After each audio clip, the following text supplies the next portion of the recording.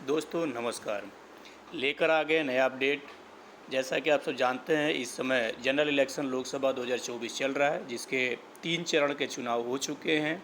चौथा चरण चुनाव कल 13 तारीख को होने वाला है, जिसके संदर्भ में कुछ सूचनाएं हैं जिनको आप सबके साथ साझा करता हूं। कल 13 मई को सुबह 7 बजे से 96 सीटों पर चुनाव होना है। और यदि राज्यों की बात करें तो कुल 10 राज्यों में ये चुनाव होंगे। मतलब 10 राज्यों में टोटल 96 सीटों पर लोकसभा का कल चुनाव होना है, जिसमें सभी प्रत्याशी का चयन होगा।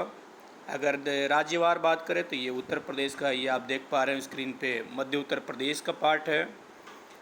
उसके बाद आपका ये पश्चिमी मध्य प्रदेश है। राजस्थान का एक ज़िला है। उसके बाद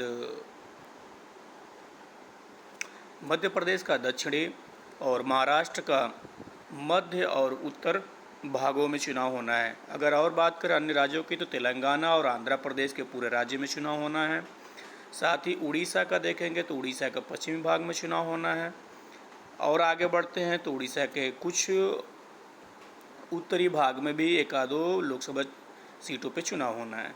आगे यदि झारखंड की बात करें तो झारखंड के दक्षिण पश्चिम भाग है, और बिहार का मध्य बिहार और एक सबसे दक्षिणी भाग में चुनाव है। अन्य राज्यों की अगर हम बात करें तो आप वेस्ट बंगाल में देख पा रहे होंगे। वेस्ट बंगाल का सबसे उत्तरी और पूर्वी क्षेत्र में ये चुनाव होना है। इस तरीके से टोटल 10 राज्यों के 96 सीटों पर कल चुनाव होना है। एक सीट और छूट रही थी, जो कि आप जम्मू एंड कश्मीर में देख पा रहे होंगे। एक सीट पर जम्मू एंड कश्मीर में भी चुनाव होना है।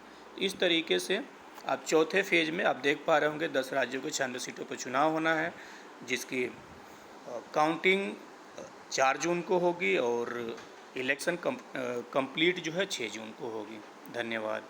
ऐसे ही अपडेट के लिए आप मुझे सुनते रहें।